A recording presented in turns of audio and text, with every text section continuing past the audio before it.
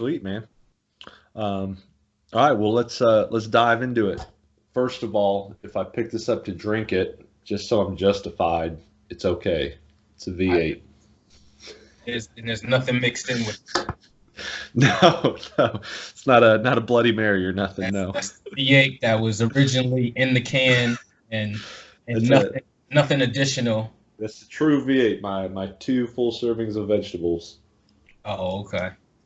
So, anyways, we're going to talk about behavior change today specifically. We're going to cover what you put on, what your clinic looks like, at least a snapshot of it, and obviously it evolves as clients grow and as you continue to refine your process. So, this will definitely just be pieces of a much larger picture, but I wanted to cover just essentially your worksheet because I think this will really help guide the conversation because I'm completely jumping into this blind, which I think is good. So I'll have these will be some genuine questions, nothing rehearsed here, but I'm really excited to cover all your behavioral change talk, and I think this is a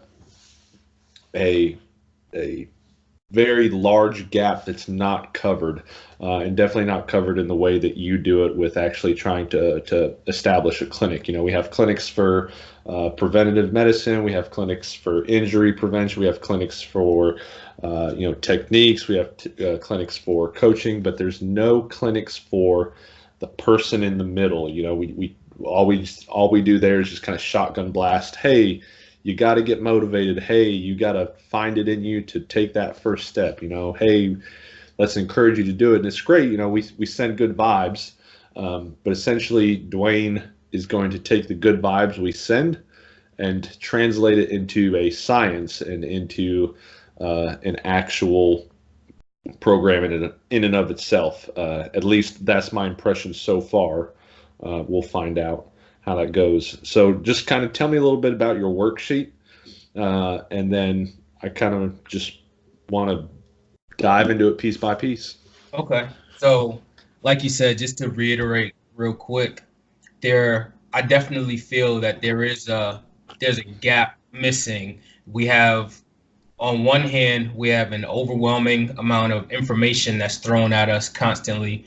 We also have an overwhelming number of fitness and health related options and tools at our disposal. So that's on one side of the gap.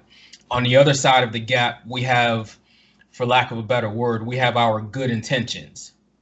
So we have the fact that, hey, I want to accomplish this health goal, or I want to accomplish this physical goal. And I hesitate to even use that word. I don't think in many cases that we even use that word, that it's like, hey, I want to do this. I want to be thinner. I want to be stronger. I want to be whatever. I want to look like that cover model, or whatever the case may be.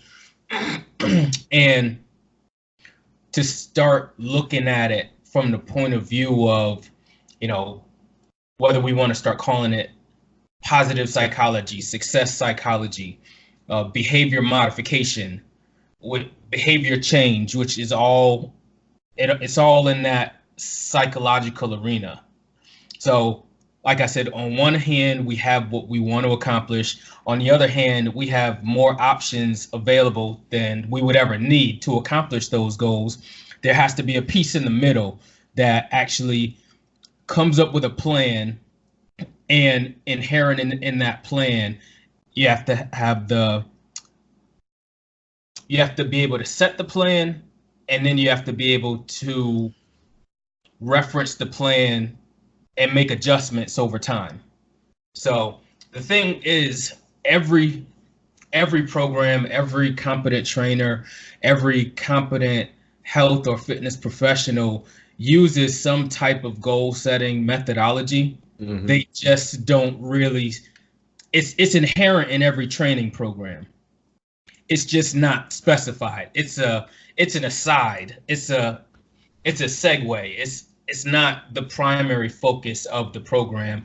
but it's always written in there. Right. So I think it's almost like a subconscious thing, something that perhaps people don't even realize. It's their buy-in. Like some of the people that are like, yeah, I just like what we're doing here.